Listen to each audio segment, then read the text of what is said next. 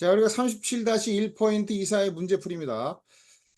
자, 25번, 1회 25번 문제를 보겠습니다. 상법상 이사회에 관한 설명 중 틀리는 것은 이사회 결의로 이사회를 소집할 이사를 정하지 아니한 때는 각 이사회에게 소집권이 있고요.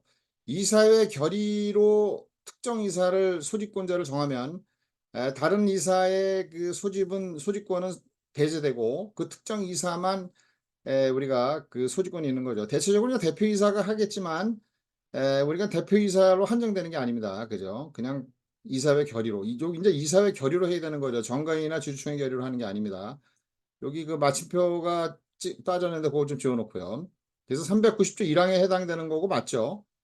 그 다음에 이제 제2항이죠. 정간에 달리 정하는 경우를 제외하고는 이사회는 이사 전부 또는 일부가 전부가 될 수도 있고 일부가 될 수도 있고요. 직접 회의에 출석하지 아니하고 모든 이사가 음성을 동시에 송수신하는 원격 통신수단에 의해서 결의에 참가하는 것을 허용할 수 있다라고 하는 거죠. 391조 2항에 되는 건데 좀 지문이 이게 길기 때문에 우리가 다 좀 잘라서 해야 되는데 잘 자르지를 못하고 잘 안 내고 있는 경향이다라고 얘기를 했죠.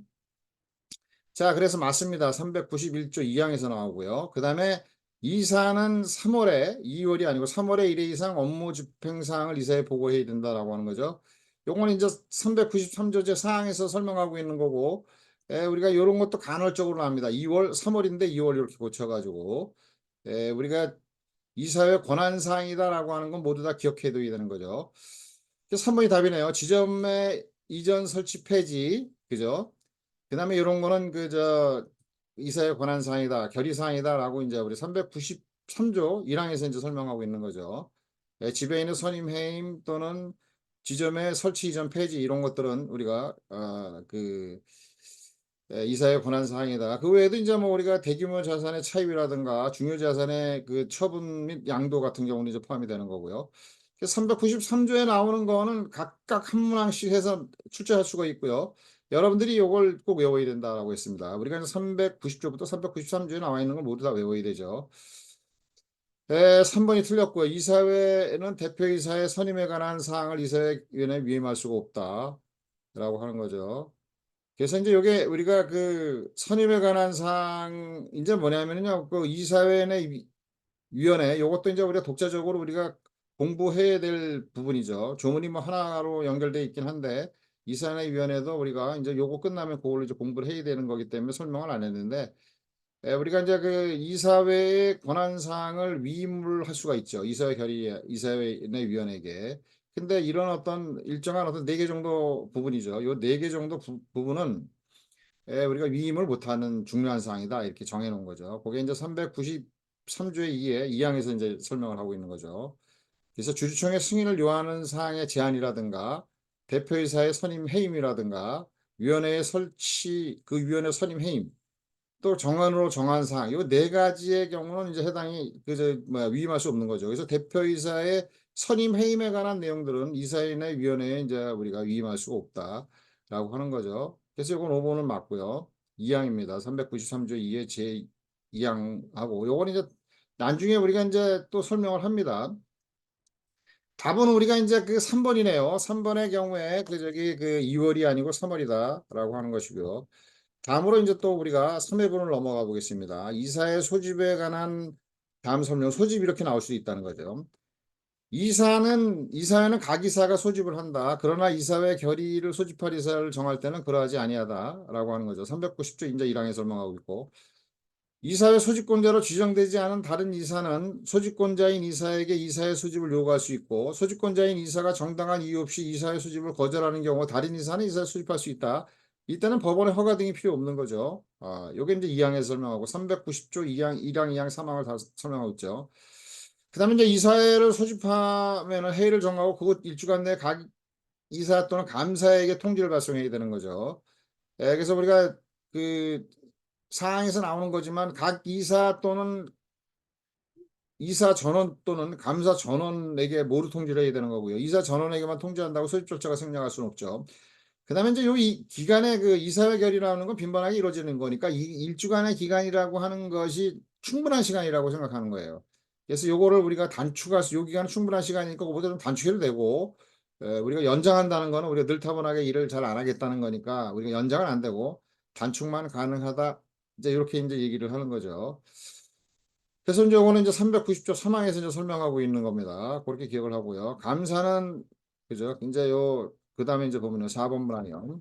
감사는 필요하면 회의의 목적 사항과 소지 비율을 서면에 적어 소지권이 있는 이사에게 제출하여서 이사의 소집을 청구할 수 있다. 이 경우 이사가 지체 없이 이사를 소집하지 않으면 청구한 감사는 법원의 허가를 틀리는 거죠. 집행유예는 법원의 허가를 얻어야 되는 게 차이가 나는 거 똑같은데, 그죠? 그래서 요거는 이제 우리가 맞습니다. 4번. 그죠? 우리가 4번은 맞는 내용이고요.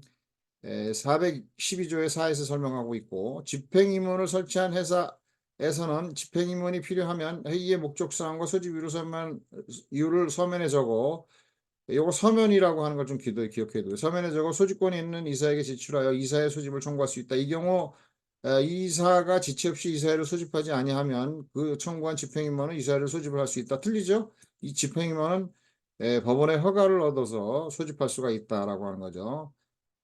그래서 요거는 이제 408조의 7에서 이제 설명하고 있는 것이고요. 그 5번이 틀렸습니다. 답은 5번이다. 이렇게 하고 넘어가고요. 다음에 이제 우리 5회분이죠. 요게 뭐 크게 문제를 많이 내지는 않고 세 문제 정도니까 한번 5회분까지 한번 보겠습니다.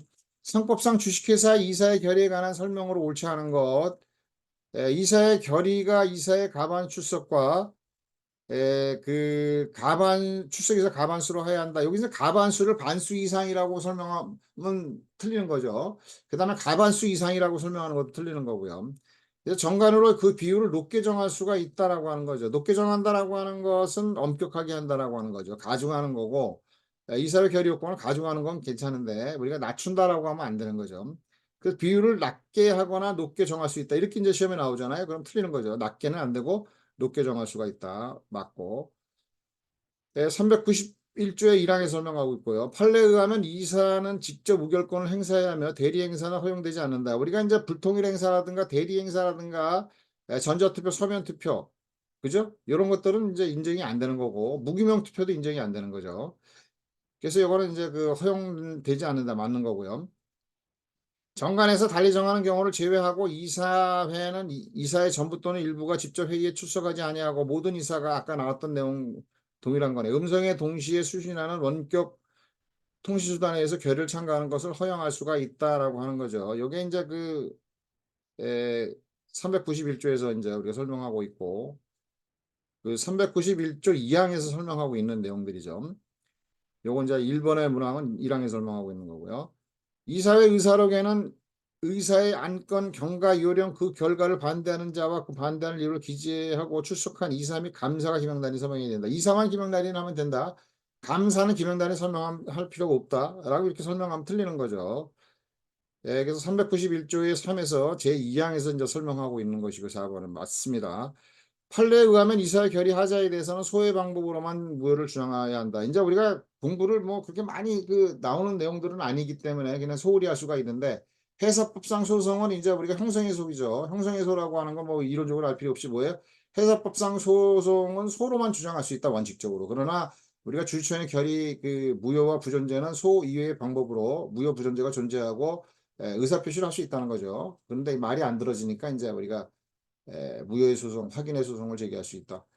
근데 이사회 결의 하자에 대한 어떤 부분에 대해서는 상법상 명문의 규정을 두고 있지 않습니다. 따라서 이거는 해석법상 소송이 아니라는 거죠. 따라서 주주총회의 결의 하자의 소송을 준용하거나 준용은 당연히 없고 유치 적용도 안 되는 거죠. 해석법상 소송이 아니니까.